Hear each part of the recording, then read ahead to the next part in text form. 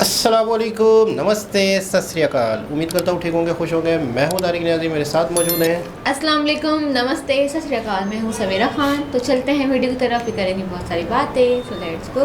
Okay, तो start करते हैं वीडियो को। वीडियो का टाइटल ऑलमोस्ट हिंदी में है, इंडिया पावरफुल नेशन। तो डीप एनालिसिस। नमस्कार दोस्तों, ये दुनिया ताकतवर देशों के हिसाब से चलती है। इन ताकतवर देशों की विदेशी और आर्थिक नीतियां दुनिया भर के कई देशों की अर्थव्यवस्था और स्थिरता को प्रभावित करती है। और इसीलिए कौन सा देश कितना ताकतवर है, ये पता लगाने के लिए ऑस्ट्रेलिया का लोवी इंस्टीट्यूट हर साल दुनिया के ताकतवर देशों की लिस्ट जारी करता है। और हाल ही में लोवी इंस्टीट्यूट ने एक बड़े सर्वे के बाद एशिया पावर इंडेक्स 2021 को जारी किया है। आपको बता दें कि लोवी इंस्टीट्यूट की रिपोर्ट सबसे ज्यादा सटीक मानी जाती है। इस रिपोर्ट में दुनिया भर के देशों के कई पैमानों को ध्यान में रखा जाता है, जैसे कि आर्थिक ताकत, सैन्य ताकत, देश की आंतरिक स्थिति, फ्यूचर प्लानिंग, दूसरे देशों के साथ संबंध, डिफेंस नेटवर्क, राजनीतिक और कूटनीतिक ताकत। इन सभी पर गहरी रिसर्च की जाती है। तो दोस्तों, इस रिपोर्ट के जरिए आज हम जानेंगे कि कौन सा देश है सबसे ज्यादा ताकतवर और क्या है भारत की स्थिति, मेरे यानी कि अरविंद अरोड़ा के साथ डीप एनालिसिस विद A2 में। तो चलिए सबसे पहले हम दुनिया के सबसे ताकतवर देशों की रैंकिंग पे नजर डाल लेते हैं। इसमें अमेरिका ने फिर से सबसे ताकतवर देशों की सूची में पहला स्थान हासिल किया है। इस लिस्ट में चाइना दूसरे स्थान पर है। चीन के बाद तीसरा स्थान जापान ने हासिल किया है। वहीं इंडिया ने रशिया को पीछे छोड़कर चौथा स्थान हासिल किया है। रशिया 5वें स्थान पर है, जबकि ऑस्ट्रेलिया, दक्षिण कोरिया और सिंगापुर ने सबसे प्रभावशाली 8 देशों में अपनी जगह बनाए रखी है।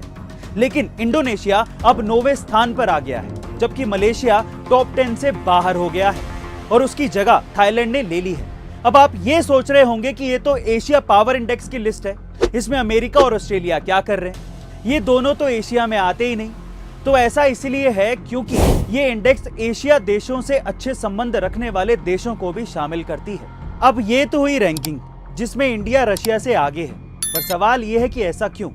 इसकी सबसे बड़ी वजह है इंडिया का बढ़ता डिफेंस सिस्टम और जियोपॉलिटिक्स, यानी कि सभी देशों से अच्छे संबंध। देखिए, हो कुछ यूं रहा है कि रशिया के साथ लगातार डिफेंस डील के बावजूद अमेरिका खुलकर इंडिया का विरोध नहीं कर पा रहा है और रशिया भी किसी भी कीमत पर भारत को अपने साथ रखना चाहता है, क्योंकि रशिया को अफगानिस्तान के ऊपर अपनी पकड़ मजबूत करनी है और इंडिया के बिना ये पॉसिबल नहीं है। और इंडिया भी ये साफ कर चुका है कि रशिया के साथ डिफेंस डील पर वो बहुत आगे बढ़ चुका है और अमेरिका के दबाव में अब वो नहीं आने वाला।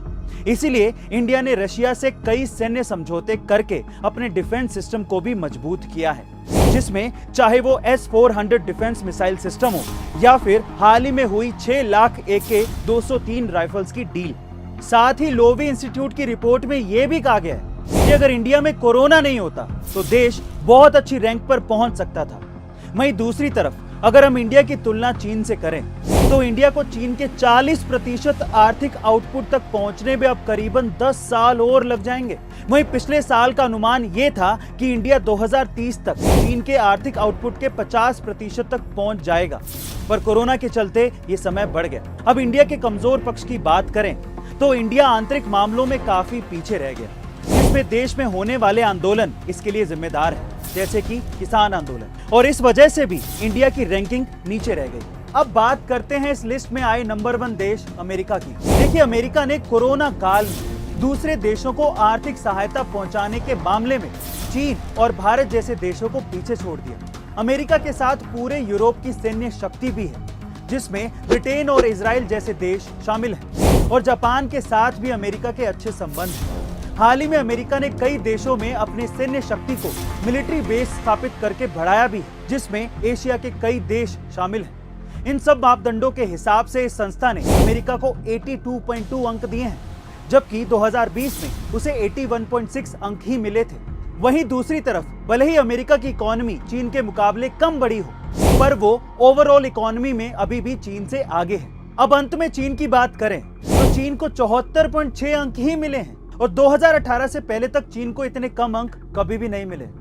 इसके पीछे की सबसे बड़ी वजह है चीन में जन्मा कोरोना वायरस। जी हाँ, पूरी दुनिया ये जानती है कि चीन से ही ये वायरस निकला था, जो कि बाद में पूरी दुनिया में फैल गया था, जिसके कारण चीन के दूसरे देशों से संबंध बिगड़ने लगे। और यही नहीं, चीन की दूसरे देशों की जमीन पर कब्जे वाली रणनीति भी अन्य देशों को रास नहीं आती, जिसका सीधा फायदा अमेरिका को हो रहा है, क्योंकि अमेरिका उन देशों की तरफ दोस्ती का हाथ बढ़ाकर अपनी ताकत को और बढ़ा रहा है। तो दोस्तों, फाइनली इस लोवी इंस्टीट्यूट के रिपोर्ट के आंकड़े हमने आपको बताए, जिसमें इंडिया ने 2021 इंडेक्स में डिफेंस में अपने अंकों का इजाफा किया है, जो कि आने वाले समय के लिए अच्छा संकेत है। दोस्तों, आपको हमारी ये लोवी इंस्टीट्यूट की रिपोर्ट पर एनालिसिस कैसे लगी, कमेंट सेक्शन में जरूर लिखिएगा और ये भी बताइएगा कि और कौन से स्पेशल टॉपिक पर आप मुझसे डीप एनालिसिस चाहते हैं। मिलते हैं अगले डीप एनालिसिस में। Thank you so much.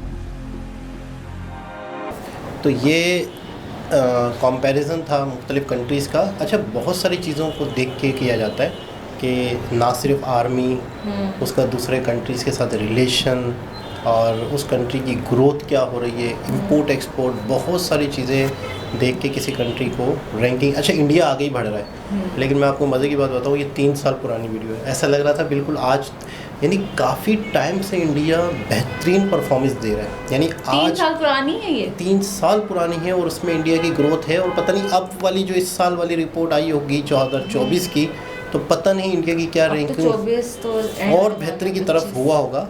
लेकिन अगर कोविड ना होता, अच्छा कोविड के बाद चाइना नीचे गया है, पूरी दुनिया की ग्रोथ नीचे गई है, इंडिया की ग्रोथ फिर भी बेहतर रही है। ग्रोथ रेट होती है ना कि स्पीड क्या है, हमारी ग्रोथ रेट 3 ग्रोथ रेट है, इंडिया की 7-8 ग्रोथ रेट है। थोड़ी सी अभी नीचे आई थी पिछले क्वार्टर्स में शायद, लेकिन इंडिया की ग्रोथ रेट 7-8 से बढ़ रही है। किसी भी कंट्री की बहुत बेहतर ग्रोथ रेट है तो वो 4-5 है, इंडिया की 7 से 8 तक भी जा रही थी। तो ये दुनिया हैरान थी कि कोविड के बाद संभल नहीं पाए देश।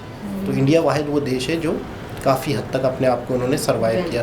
तो मिलिट्री को देखा जा रहा है, दूसरे कंट्रीज़ की हेल्प को देखा जाता होगा, डिज़ास्टर्स आते हैं, प्रॉब्लमें आती है, दूसरी कंट्री को डोनेशन, जैसे अमेरिका है कोविड में काफ़ी लोगों की मदद की, बता रहे हैं कोविड के दिन। इंडिया ने भी तो की है, वैक्सीन दी है इंडिया ने, और मास्क वगैरह चाइना ने दिए हैं। तो मतलब हर चीज़ कंट्रीज़ ने प्रोवाइड की है। और इसके अलावा अमेरिका तो एशिया में आता भी नहीं है, लेकिन उसके बावजूद भी उसकी वजह से कि जिस कंट्री के एशिया के साथ ताल्लुकात हैं, उसकी वजह से अमेरिका को भी रख लिया गया। लेकिन ये है कि वाकई इंडिया ने बहुत अच्छा प्रोग्रेस किया। मैं यही सोच रहा था कि इसी लिस्ट को मैं देखूँ, मैं तो पाकिस्तानी हूँ, तो वो कहीं दिख भी रहा है या नहीं, पाकिस्तान की रैंकिंग क्या होगी? आप पाकिस्तान को गिनती में एशिया के चंद कंट्रीज़ हैं, उसमें पाकिस्तानी कहीं आखिरी में आ रहा है, क्या हो रहा है, मतलब पता तो चले। नहीं गिन रहा होगा कोई भी, नहीं गिनती में तो आ तो रहा होगा, नीचे की तरफ से पहले दूसरे नंबर पे तो नहीं है कहीं। एक होता है ना, मैं फेल आया, आखिरी में सबसे फेल आया, मतलब बुरे तरीन स्टूडेंट में फेल आया, तो कहीं ना कहीं तो पाकिस्तान पड़ा होगा। तो मुझे वो तजस्सुस हो गया अब देखने का कि इस जो वो है जो जितने कंपनीज़ की रैंकिंग देती है ये वेबसाइट है या एक ऑस्ट्रेलियन कोई वो है इदारा है, तो वो रैंकिंग देता है कंट्रीज को। और वो इंडिया में भी अभी ओपन हुआ है, बता रहे थे कि इंडिया में भी खुल गए हैं। अच्छा, हो सकता है, लेकिन हर कंपनी, हर इदारे, हर कंट्री के इस तरह के जो इदारे होते हैं वो हर थोड़े बहुत कंट्रीज में खुले होते हैं। नहीं, वो इस तरह से रैंकिंग देते हैं, यानी कि ब्लूमबर्ग एक इदारा है, ब्लूमबर्ग एक वेबसाइट है, वो भी इसी तरीके से।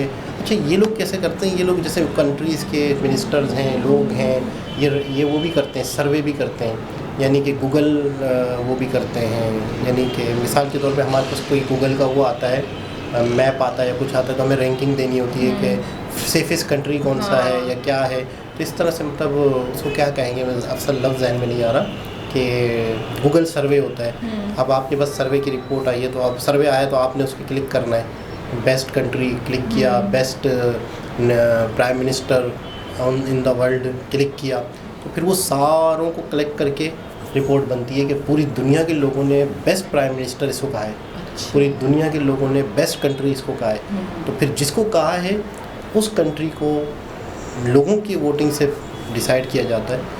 तो ये रिपोर्ट किस तरीके से बनाई जाती है, इसी तरीके से चीज़ों को लेके, इकनॉमी को लेके बनाई जाती होगी।